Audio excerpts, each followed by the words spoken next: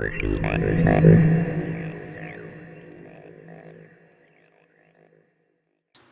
guys, I'm Wade, Creed, and welcome to Slightly Mediocre, because we're lazy.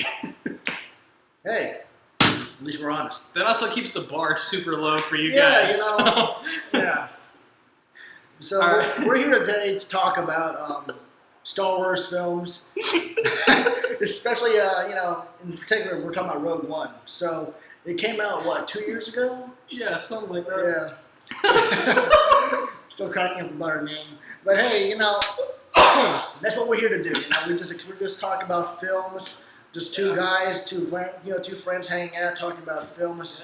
We've been bros for a while, so I mean, it's what I met you freshman year of college. Yeah. Or your freshman year of college. Yeah, it was 5 years ago. Yeah, it's a little ways ago.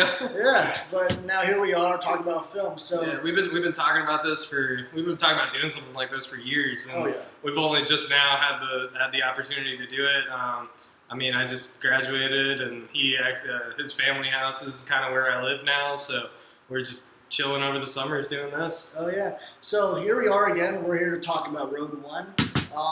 Basically, we're just going to give our thoughts on the film, what we thought about it, what we liked, disliked, and just going on with a general opinion about it. And this is our opinion, just a preface. This is our opinion on the film.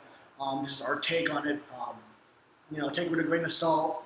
So everyone's entitled to their own opinion. We're entitled to ours.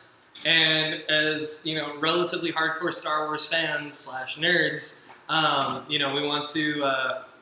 want to be able to explain our dislikes and likes with the movies. Of course, no offense to anyone that super enjoyed the movie or super disliked the movie. This is just, kind of what we thought about it in regards to how we feel about the Star Wars franchise. Yeah. So to start us off, Wade, what were your initial impressions of Rogue One? So I saw this movie in theaters when it first came out. Funny story behind that, actually. I was actually driving around with my girlfriend, and we ended up getting lost in the middle of nowhere, actually somewhere around here. And so we ended up, we're like, well, what are we going to do? Can we just go see a movie or something? Turns out the closest movie theater was 40 miles away. So we went to go see the movie, and that was the only movie that was playing there, so that we wanted to see. So we did that, but yeah, we just got lost and bored one day. So that's the only reason I saw it, because in reality, I didn't want to see it at all. To me, originally, it did not feel like a Star Wars movie. There wasn't any opening crawl, there wasn't any of the Star Wars theme until the very end. Yeah. And spoiler alert, when everyone dies.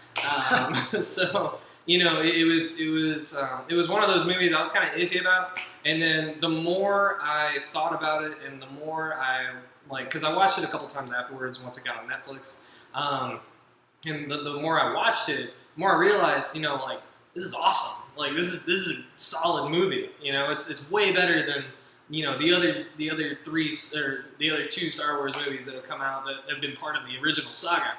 So we'll get into that later. But it is one of those movies where you have to be open to the idea that a Star Wars movie doesn't have to have the same formula to be a Star Wars movie. Yeah. So going off of that, for me it was a little bit different. When I first saw it, I immediately liked it. It did throw me off for a bit when it started off. And to kind of backtrack, there will be spoilers. So if you have not yet seen the film, be warned. Yeah. But if you haven't seen the film, then you're probably not going to watch it by now. So yeah, whatever. It's 2 years old. So for me, when I first saw it, I really liked it, and I was kind of taken aback when it first it started off, and there wasn't the traditional Star Wars movie crawl, the usual the way normally Star Wars films start out, because it was a little bit different in that sense. But as the film progressed, I really liked it even more and more. I liked how it gave the backstory on how. All the events for Episode 4 were set in motion. All the sacrifices that were made, and then I think the actors and the way that it was written did a really good job portraying how that story was to be told. Mm-hmm. And in my opinion, it was a really great film. I really enjoyed it. And out of all the current Star Wars films, even the newest Solo film included. This is one of my favorites of this current generation of Star Wars films. And it's interesting that you put it a current generation of Star Wars films because it is definitely catered to the younger generation. It's like 1, 2, and 3 was dedicated to really like millennials like us, and then this current generation is more so the iGens. The kids in high school and below from now on. Of trying to get them kind of catered into the Star Wars universe. Oh yeah. Because I've heard this is opinions. I've heard opinions about the older films. I'm talking about the films from the 80s, like the original trilogy. People younger fans don't take to those films as much as us or even the older generation behind us take to those films. And the same can be said for the prequels. When they first came out, they weren't there were mixed reviews on them. Now I think they've been shed more in a better light recently. So it's all a mixed bag, but this film, though, I really liked it. I think it just kind of flowed with the way the older films were. And another spoiler, the CGI usage in the film for Governor Tarkin, Princess Leia, they were really, really good. I've seen movie CGI where they had to replace characters who've passed on because the actors or actresses have passed on. But they did a really good job with the way that they portrayed their likeness and that they flowed with the story. I couldn't really even tell they were CGI until I realized, wait, that actor is no longer with us. So. Yeah. Well, and that's the thing. When I went into the movie, I'd seen all the articles about the CGI and stuff like that, and overall the CGI was perfect. But it's just like a video game. There's just something in the eyeballs that tells you that it's CGI. Yeah. It's just I'm not sure if it's like a soulless thing or whatever, however you want to put it. Yeah. But it is something that I've noticed where if you are not sure if it's CGI or not, you look right in the eyeballs and you'll know. It's just like. But yeah, no. Rogue One was definitely solid. It was definitely interesting to see some new characters, some new places versus the humdrum Tatooine, Hoth, Coruscant, Naboo. Oh my God, seeing Naboo so many times in the prequels was just like, dude, give me a break. I don't want to see Naboo all the time. I agree, and I think that the new characters really brought life to the film, all the different aspects of the team. Now, of course, it's unfortunate that they all died, but But I felt you could really get behind these new characters, these new their different stories, how they all came together, and how they all became this motley crew that saved the day. And the thing about it is, it's just there wasn't Jedis in this one. There isn't some supernatural person who's just the end all be all boss. It's just there was Vader. There was Vader, but we expected Vader. But the thing is the main heroes of the film were just normal people. They had blasters. They of course there was some weird backgrounds here and there, but overall they were just normal Joe Schmoes that were doing this and that ended up ultimately saving the galaxy. Oh yeah, and the way that they portrayed Vader in the end just really highlighted when you watch episode 4 when Vader first appeared, you knew immediately, okay, he's the bad guy.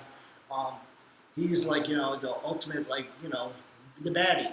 And I thought this film really portrayed gave reasons why he was so feared, why he was regarded to be so ruthless, and just the way that he went after the rebel soldiers. That I think that really helped tie it in. That's one of my favorite things. I know I keep saying it tied it in, but that's one of the main things I take from this film that helped bring the film together, which is why it's not really a full Star Wars film, it's a Star Wars story. Yeah. And now I understand why they didn't have the opening crawl, because it was kind of meant to be not really an add-on, not to detract from the film, that it was to be just an add-on, but it really enhanced episode 4 when you saw that when you saw that again. Yeah, and that's the thing, is the more I watched it, because I watched it 2 or 3 times before I actually enjoyed the movie, and understood really understood the backstory and everything like that, because at first, not seeing the opening crawl, I'm like, this isn't a Star Wars movie, right?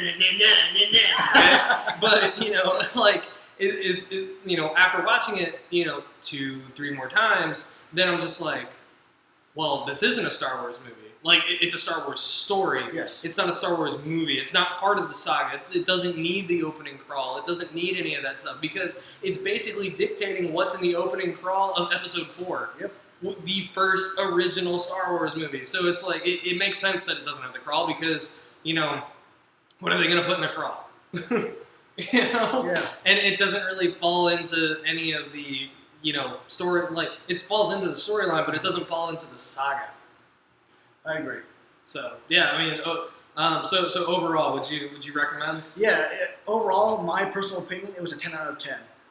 The actors, the actresses, the way that it was written, the way the plot progressed, and just how the movie was overall, like the different scenes and different locations, and the way that the whole battle in the end portrayed and went out. I think it was a really great film and really deserves to be up there with all the other Star Wars films. Even though it's just a Star Wars story, it deserves to be regarded as like its own thing, and it should be regarded taken as such. Yeah, for sure. Great film. And I think the same thing is like originally I was not on board with it at all, but now after seeing it and seeing the other Star Wars movies that have come out since then, and before that, of course. I've looked into it, and I'm just like, this is a solid movie, solid storyline, solid everything for the most part. So 10 out of 10 would recommend. Yeah.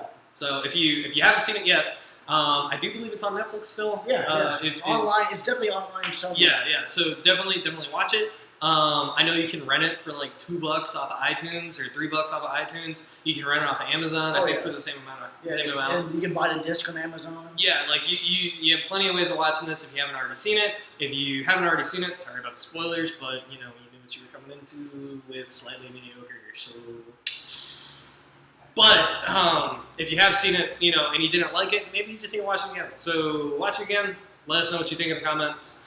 Please like, please subscribe. Please let us know in the comments of what else you want to see next. Yeah, give us your opinion. Like we said before, this is our opinion. Give us your opinion on the film. Yeah, I know what you thought about it. For sure, we're open to a little friendly argument and stuff. Oh, yeah. We're just two dudes in a garage, so we have nothing better to do. All right. Well, thanks again for watching, and this is Slightly Mediocre.